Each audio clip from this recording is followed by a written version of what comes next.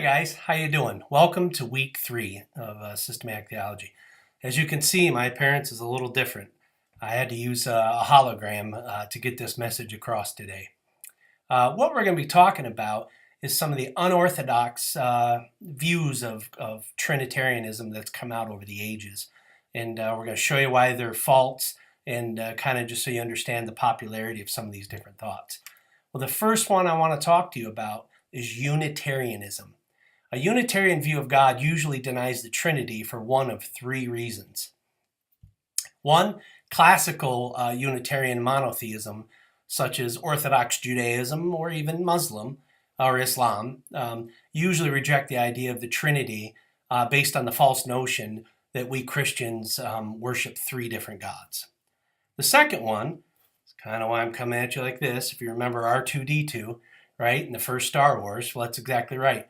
Abstract or New Age Unitarianism sees God as an undifferentiated monad, right? So it's like the Force in Star Wars. And so we reject that idea because it's more personal than just a force showing up in different forms. And also, this New Age Unitarianism would definitely reject the idea that Jesus Christ is the only way to the Father. No one comes to the Father but through Jesus. They would reject that idea.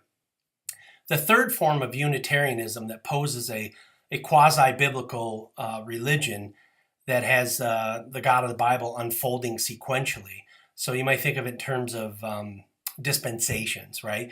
And so the first dispensation view of God that we have is when he comes in the Old Testament, and that would be God the Father that we see in the Old Testament.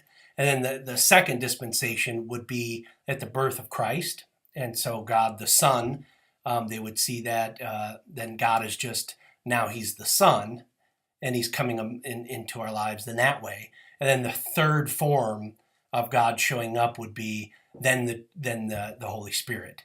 And so they would say that God shows up sequentially over different dispensations, over different periods of time. God the Father in the Old Testament, and then you see Jesus in the beginning of the New Testament, and then you see it concluding with Jesus ascending into heaven, and then the Holy Spirit coming. And again, we would obviously reject that thought.